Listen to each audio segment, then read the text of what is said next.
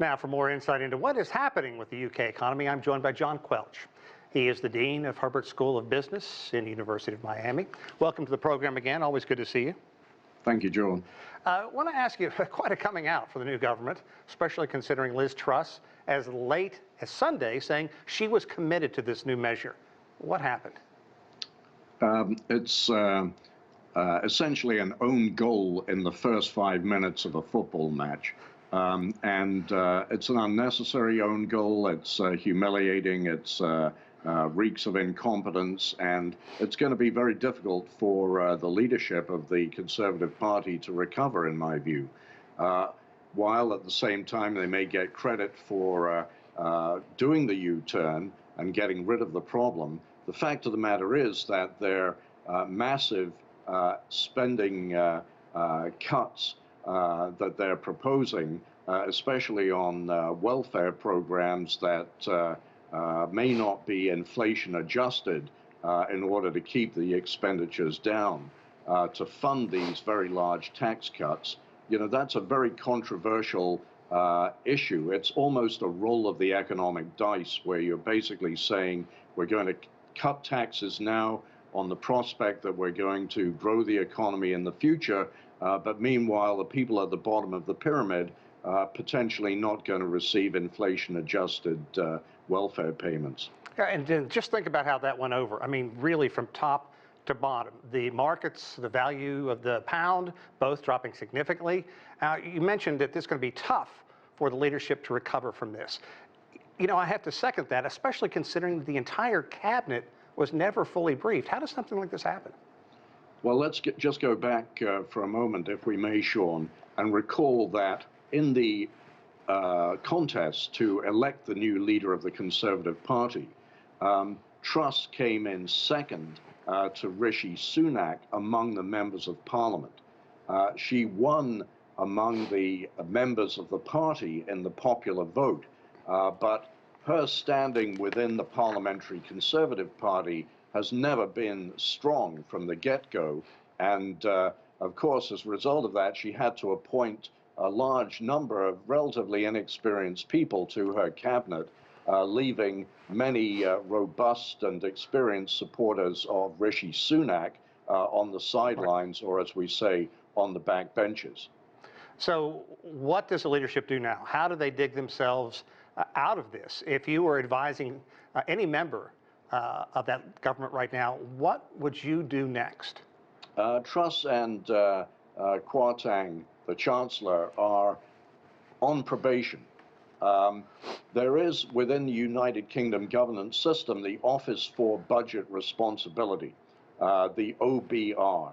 And this is a very important independent financial watchdog that issues economic forecasts that inform the government's budget-setting behavior. There is a budget coming up on November 23rd. It's due for the Chancellor to make the budget statement to the House of Commons. And what Truss and Kwarteng have to do is to listen very carefully, I would almost say obediently, to what the OBR says regarding the economic forecast, so that they can present a package on November 23rd that is credible, not just to themselves, but to the financial markets, whose interests are broadly but not explicitly represented by the opinions of the OBR.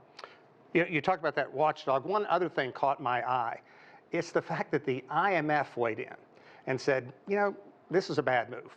That's unusual for the IMF to weigh in on something like this. Why do you think the organization felt so strongly? Well, it's a long time since the IMF had to weigh in on budget matters in the United Kingdom.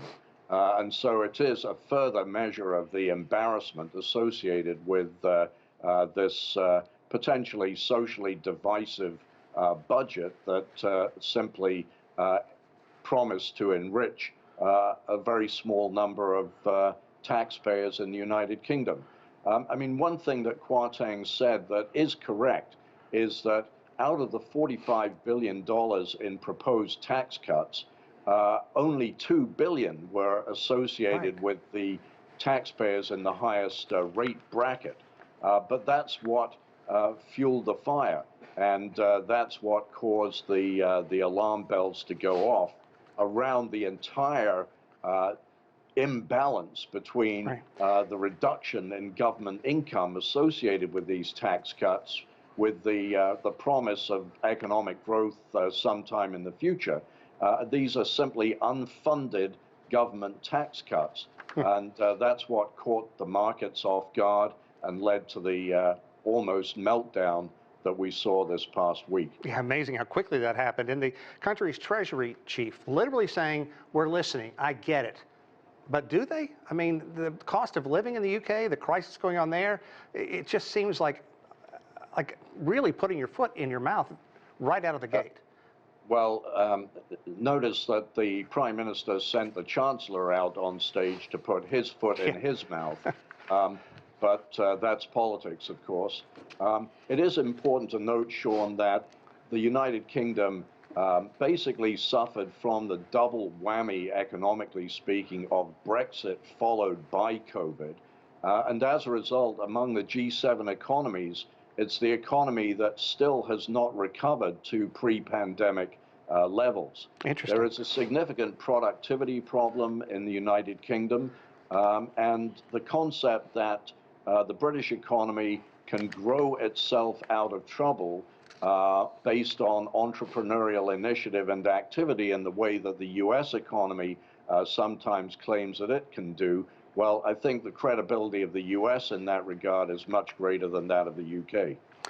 John Quelch, always a pleasure. Dean of Herbert School of Business at the University of Miami. Again, thank you very much. My pleasure, Sean. Thank you.